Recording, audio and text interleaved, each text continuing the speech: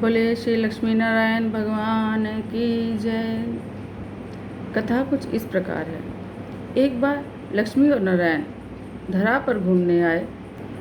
कुछ समय घूमकर वो विश्राम करने के लिए एक बगीचे में जाकर बैठ गए।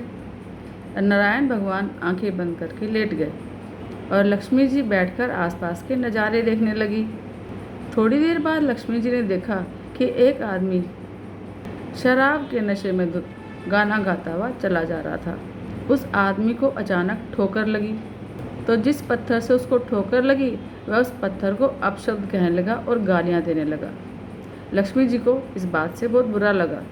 अचानक उसकी ठोकरों से पत्थर हट गया और वहाँ से एक पोटली निकली। उसने उठाकर देखा तो उसमें हीरे जवाहरात भरे हुए थे। वो खुशी से नाचने लगा और चलता बना। अब लक्ष्मी जी को उसको पोटली ले जाकर जाते देख हैरानी हुई। उसने पाया कि ये इंसान कितना झूठा, चोर और शराबी है, सारे गलत काम करता है। भला इसको ईश्वर ने कृपा के लायक क्यों समझा। अब लक्ष्मी जी ने नारायण की तरफ देखा, लेकिन वो आंखें बंद किए अपने में मगन थे। तभी लक्ष्मी जी ने एक और व्यक्ति को आते देखा। बहुत गरीब लग रहा था, मगर उसके चेहरे पर तेज था और बहुत खुश था वो। उसके कपड़े साफ थे लेकिन पुराने थे। तभी उसके व्यक्ति के पैर में एक बड़ा सा शूल यानी कि कांटा चुभ गया। अब खून की धार बह निकली। उसने हिम्मत करके उस कांटे को निकाला और अपने पैर पर गमछा बांधा और प्रभु को धन्यवाद देकर लंगड़ाता हुआ चला गया।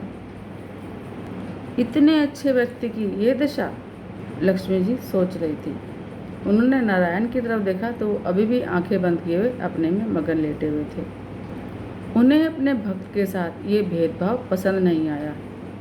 उन्होंने नारायण जी को हिलाकर उठाया। अब नारायण ने आंखें खोली और मुस्कुराए। अब लक्ष्मी जी ने उन दोनों घटनाओं का राज पूछा तो नारायण ने बतलाया कि लोग मेरी कार्यशैली को समझते नहीं हैं। मैं किसी को सुख या दुख नहीं देता। सुख और दुख तो इंसान अपने कर्मों से पाता है। यूँ समझ लो कि मैं तो सिर्फ एक अकाउंटेंट हूँ। सिर्फ मैं तो हिसाब रखता हूँ किसको किस कर्म के लिए कब और कितना देना है और किस जन्म में उसको अपने पाप और पुण्य का फल मिलेगा।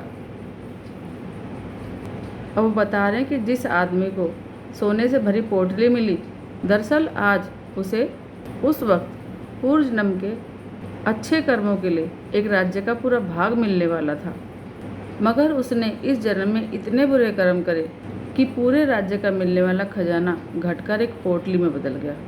और उस भले व्यक्ति ने अपने पूर्व जन्म में इतने पाप किए थे कि आज उसे सूली पर यानी कि फांसी पर लटकाया जाने वाला था, मगर उसके अच्छे कर्मों के कारण उसकी वो शूली जो है शूल में बदल गई। अर्थात ज्ञानी को अगर कांटा चुभे तो भी दर्द होता है। दर्द तो होता है मगर वो दुखी नहीं होता।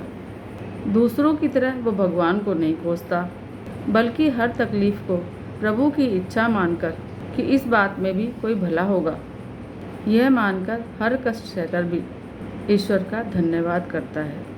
तो आगे से आप भी किसी तकलीफ में हो तो विचारिए कि सिर्फ कष्ट में हैं या दुखी हैं। सच्चे दिल से प्रभु पर विश्वास कीजिए, उनका नाम लीजिए, आपकी आधी सज़ा वैसे ही माफ़ हो जाएगी और बाकी की तकलीफ़ सहने के लिए ईश्वर आपको उसे खुशी खुशी झेलने की हिम्मत और मार्गदर्शन देते हैं। कहने का तात्पर्य यह है कि अपना कर्म ही सुख देता है और अपना कर्म ही दुख देता है। इसलिए अच्छे कर्म करते रहिए, प्रभु की शरण में रहिए। जय श्री कृष्ण।